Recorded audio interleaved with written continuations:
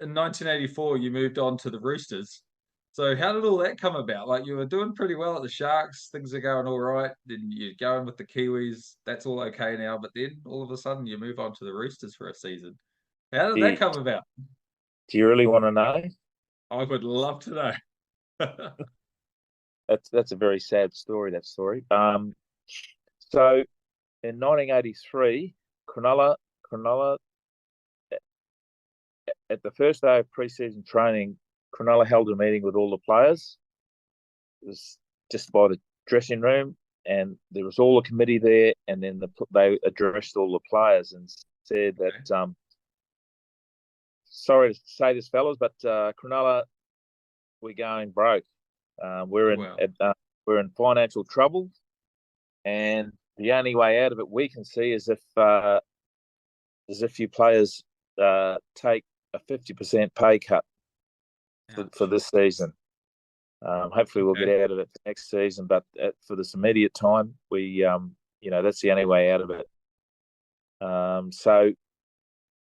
So that's what we had to do. Everyone just were looking around and stunned and didn't know what to do. Yeah. And in the end, we raised money for ourselves, and most of the top players got paid their full contract, but a lot didn't. So we were, but by doing that, you become a free agent after that. Okay. So I don't know, but our manager got us, brother and I, together and said, well, Jack Gibson was coming to Cronulla in 1985, which was 2 years later. And he said, why don't we? And this sounds absurd. He said, why don't we go somewhere and get a lot of that money back for a Yeah. season, and then re-sign with Cronulla under Jack Gibson. Okay. And that's what we did. We ended up the Roosters were the highest bidders, highest payers, and Yes. actually we actually went around there one night and met with the guy that did all the negotiations. Took my brother and I and our manager. We were in a room under the stands. He, he shut the door Yeah. and he said to us, "Right, fellas, we want you to sign tonight. We don't want you to go away and not sign. And to help you um, make your mind up, here is a something that hopefully will help you make your mind up." And he brought these two brown paper bags on the table.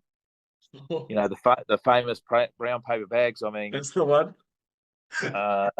maybe I shouldn't be saying it, but I'm not naming names.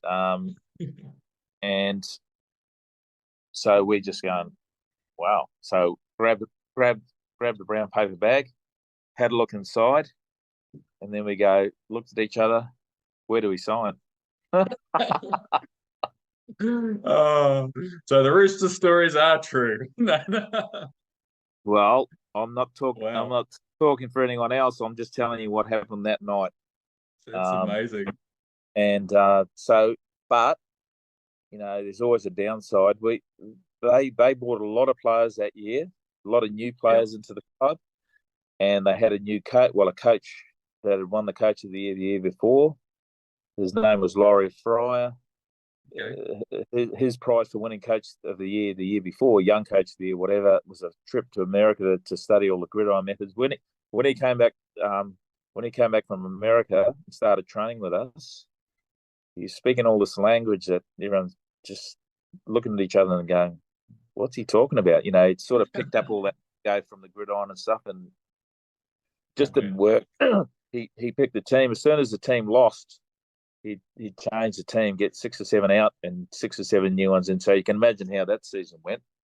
And Ah, I think I ended up playing how many games? First grade games, what, 5 or you played at 9, 7 or 8.